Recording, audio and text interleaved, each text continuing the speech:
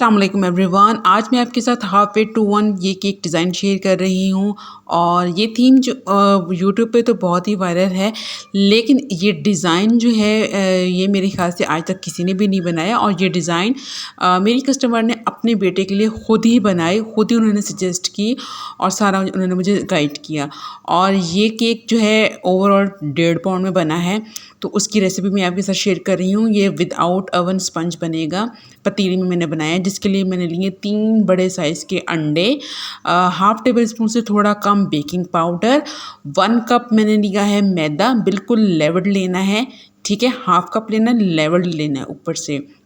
और चीनी भी मैंने हाफ़ कप ही ली है, पिसी हुई ली है। पाउडर शुगर लेनी है, वो भी आपने हाफ़ कप लेनी है। ग्राम्स में भी मैं आपको बता दूंगी। और इसमें जाएगा थोड़ा सा वनीला एसेंस, ठीक है। लेवल करने का तरीका ये है कि किसी भी फ्राइड चीज़ से आपने इस चीज़ को कट करना है, तो वो कप जो है वो हमारा लेवल्ड हो जाता है।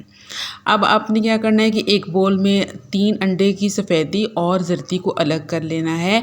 ज़र्दी को अलग करने के बाद हमने सफ़ेदी को अच्छी तरीके से बीट करना है और साथ ही हमने ऐड कर देनी है sugar, half cup powder sugar या 85 ग्राम पाउडर शुगर। ग्राम्स में मैं बता रही हूँ और कप्स में भी मैं आपको बता रही हूँ, ठीक है। और आपने इसको बिल्कुल स्मूथ सा और बहुत ही फ्लफ़ी सा इसका बैटर बना लेना है, बिल्कुल अच्छी सी मेराइन बन जाएगी। अच्छा, आज मैंने इसकी मेराइन नहीं बनाई, बस मुझे बहुत ज़्यादा जल्दी थी इस केक को बनाने की, तो मैंने क्या किया, एग वाइट को थोड़ा सा बीट किया और उसके साथ ही मैंने 3 जर्दियाँ ऐड कर दी और थोड़ा सा वनीला एसेंस भी ऐड कर दिया। लेकिन आप लोगों को मैं यही सजेस्ट करूँगी, जैसे मैंने आपको पहले ही सिखाया हुआ है, अंडे की सफ़ेदी और चीनी को अच्छे तरीके से फ्लफ़ी करना होता है, तभी आपने जर्दी ऐड करनी है और वनीला एसेंस ऐड करना है। अच्छा जी, जर्दी ऐड करने के बाद जो है मैंने इसको अच्छे तरीके से बीट किया है, तो ये बैटर जो है वो काफ़ी फोमी सा हो गया है।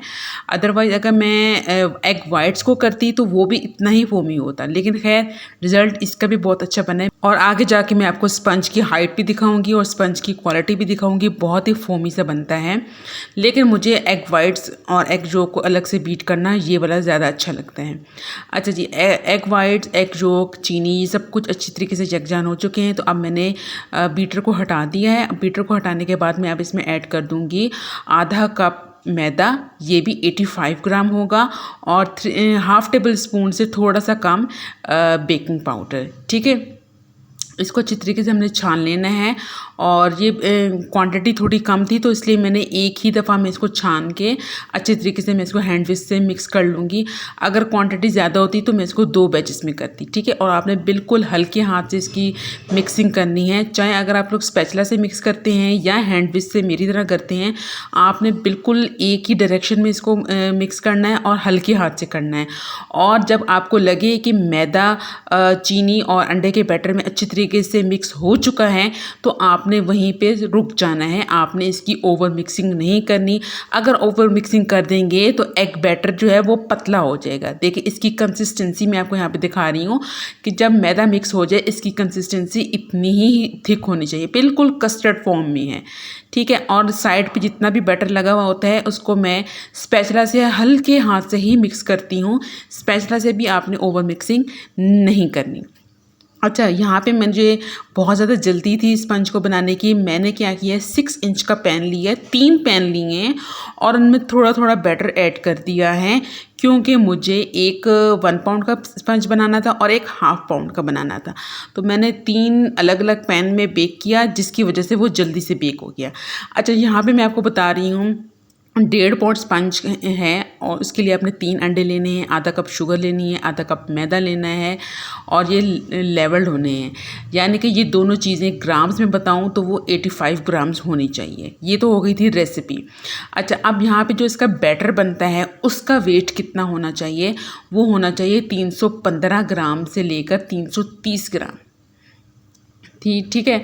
और आपने इसको बेक करना होता है 7 इंच में, अगर तो आपको हाइटेड केक नहीं चाहिए, ठीक है। बिल्कुल नॉर्मल सा केक चाहिए तो 7 इंच में बेक करेंगे। अब मैंने इसको 6 इंच में बेक किया है, मुझे 3 लेयर्स चाहिए थी, तो मेरी एक लेयर जो है वो 105 ग्राम से लेकर 110 ग्राम तक होनी चाहिए, तभी हमारा 1.5 पाउंड का केक बिल्कुल परफेक्ट बनेगा, ठीक है। इसका स्क्रीनशॉट भी आपके साथ शेयर कर रही हूँ, आप लोग देख लीजिएगा बिल्कुल गौर से।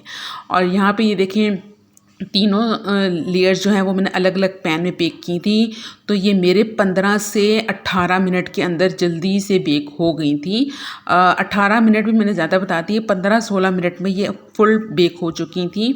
और ये जो इसके ऊपर जो टॉप सरफेस होती है इसको मैंने रिमूव कर दी है। अच्छा, अलग अलग से मैंने इसको इसलिए भी बेक किया है कि ये जल्दी से बेक हो जाएंगी और जल्दी से ठंडी भी हो जाएंगी, और मुझे कटिंग का भी मसला नहीं होगा, मुझे अब कटिंग नहीं करनी। ठीक है। और तीसरी बात यह है कि मेरे पास 3 पैन अवेलेबल थे, तो मैंने कहा चलो भाई जल्दी से इनको अलग अलग से डालते हैं और बेक कर लेते हैं। तो सबको इसलिए मैंने अलग-अलग बेक किया है, ये सारी रीज़न्स थी। अच्छा, यहाँ पे मेरे पास अब मैं इसकी स्टैकिंग कर रही हूँ। देखिए, मैंने यहाँ पे केक बोर्ड लिया है, वो लिया है 10 इंच का, और स्पंज का जो साइज़ है वो है 6 इंच का। अब एक साइड पे होगा 1 पाउंड का केक और एक साइड पे होगा हाफ पाउंड का केक, जो कि आप लोगों ने देख लिया है कि यहाँ पे राउंड केक होगा और दूसरी साइड पे डी शेप में, यानी कि हाफ केक होगा। और ये फ्लेवर जो था वनीला फ्लेवर था, तो वनीला फ्लेवर में मैं हमेशा जो है वो चॉकलेट चिप्स ऐड करती हूँ। क्रीम किस तरीके से विप करते हैं और स्पंज किस तरीके से बेक करते हैं, ये सारा कुछ मैंने आपको सिखाया हुआ है। उसका लिंक जो है वो आपको इंशाल्लाह डिस्क्रिप्शन में मैं शेयर कर दूँगी। और यहाँ पे मैंने 1 पाउंड जो केक है उसके अंदर लेयरिंग कर दी है क्रीम की और चॉकलेट चिप्स की। और ये जो एक सिंगल लेयर रह गई है, यानी कि जो तीसरी लेयर थी, अब मैंने इसको बिल्कुल इक्वली हाफ डिवाइड किया है। ठीक है। और हाफ डिवाइड करने के बाद मैं इसको मॉइस्ट करूँगी और अब मैं इसकी क्रीम भी लगा लूँगी।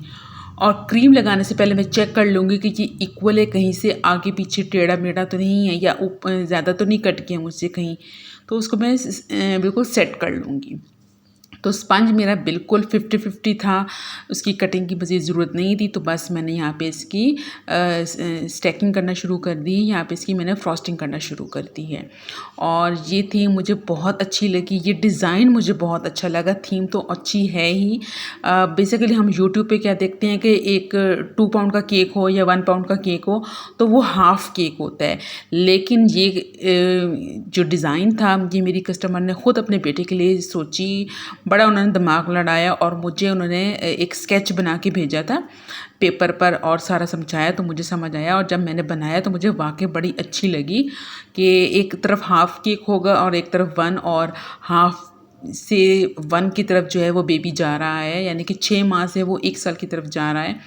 तो ये डिज़ाइन मुझे काफ़ी अच्छा लगा। अच्छा जी, दोनों केक के अंदर जो है वो मैंने सेंटर लेयरिंग कर दी है व्हिपिंग क्रीम की, और अब मैं इसकी क्रम कोटिंग कर रही हूँ। क्रम कोटिंग बहुत ज़रूरी है, इससे आपका केक जो है वो बहुत नीट बनता है, क्रम्स शामिल नहीं होते और इसकी शेप बड़ी अच्छी आती है। और यहाँ पे मैंने दोनों केक्स को अलग अलग कर दिया है, क्योंकि इससे क्रम कोटिंग करने में मुझे मुश्किल होती। पहले मैंने यही सोचा था कि मैं इकट्ठा करूँगी, लेकिन फिर मैंने इनको अलग अलग कर लिया कि फाइनल फ्रॉस्टिंग के बाद ही मैं इनको इकट्ठा करूँगी। दोनों केक्स को मैंने क्रम कोट होने के बाद जो है फ्रीज़र में रखा था तकरीबन आधे घंटे के लिए, ताकि जल्दी से इनकी क्रीम भी सेट हो जाए और केक भी अच्छा सा ठंडा हो जाए। आधे घंटे के बाद मैंने क्या किया है, व्हिपिंग क्रीम में मैंने मिल्कीज़ का लिक्विड कलर डाला है, ब्लू कलर का, और बिल्कुल 2 to 3 ड्रॉप्स डालें, इससे ज़्यादा मैंने ऐड नहीं किया। ये थोड़ा सा भी डालें तो ये कलर इतना अच्छा है कि ये इसमें कलर आ जाता है, क्रीम में कलर अच्छी तरीके से बन जाता है।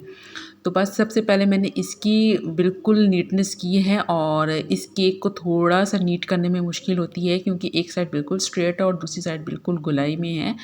तो खैर बहुत अच्छी तरीके से हो जाती है, और क्रीम अगर अच्छे से विप हुई हुई हो तो एजेस बड़े ही प्यारे और नीट से बन जाते हैं। तो बस सेम कलर की फ्रॉस्टिंग जो है वह मैं दूसरे केक पे भी कर दूंगी, जो कि एक फुल 1 पाउंड का केक था। और अच्छे तरीके से नीटनेस इसमें भी लाएंगे भाई, जब तक केक की शार्प एजेस ना हो केक नीट मुझे तो नहीं लगता, और मैं बिल्कुल भी सेटिस्फाइड नहीं होती जब तक कि केक की शार्प एजेस ना बन जाएं। और यहाँ पे मैंने इसके साइड पे जो है ना वो कोम पैटर्न दे दिया था, ताकि वो थोड़ा सा डिज़ाइन जो है वो प्यारा सा लगे। अच्छा, यहाँ पे मैंने ली है ओपन स्टार नोज़ल, बिल्कुल जो छोटे साइज़ वाली होती है, और यहाँ पे बस मैंने स्टार्स लगा दिए हैं। और क्योंकि मुझे ना बगैर बॉर्डर के केक जो है वो थोड़ा ना खाली खाली सा लग रहा था, तो मैंने कहा कि थोड़े सा एक अच्छा सा प्यारा सा बॉर्डर बना दिया जाए। और यहाँ पे अब मैंने शिफ्ट कर दिया है इस हाफ़ केक को और शिफ्ट करने के बाद यहाँ पर भी मैंने हल्के-हल्के से स्टार्स लगा दिए हैं। बहुत ज़्यादा हैवी डिज़ाइन मैंने नहीं बनाया क्योंकि कस्टमर को बिल्कुल सिंपल सा और कम बजट वाला केक चाहिए था। तो आप लोग भी इस तरीके से कम बजट का केक बना भी सकते हैं और बनवा भी सकते हैं। यहाँ पे मैंने फॉन्डेंट के कुछ टॉपर्स बनाए हैं जिसमें है लैडर यानी कि सीढ़ियाँ, स्टार्स हैं और एक बेबी बना लिया था। तो इस पे बहुत कम खर्चा आता है। आप भी अगर इस तरह की थीम सेलेक्ट करें तो बहुत कम खर्चे में बन जाती है। इसमें फॉन्डेंट का बहुत थोड़ा-सा काम है, तो कोई ऐसा मैं नहीं कहूँगी कि भई बहुत हैवी काम है तो ये बहुत महँगा बनता है, नहीं। 1.5 पाउंड में आप बड़ा ही ज़बरदस्त सा और अच्छा-सा डिज़ाइन बनवा सकते हैं। यहाँ पे मैंने टैग बना लिया था और जिसके ऊपर मैंने लिख दिया है हाफ़ और ये जो मैं राइटिंग करती हूँ फॉन्डेंट के ऊपर वो मैं एडिबल मार्कर से करती हूँ।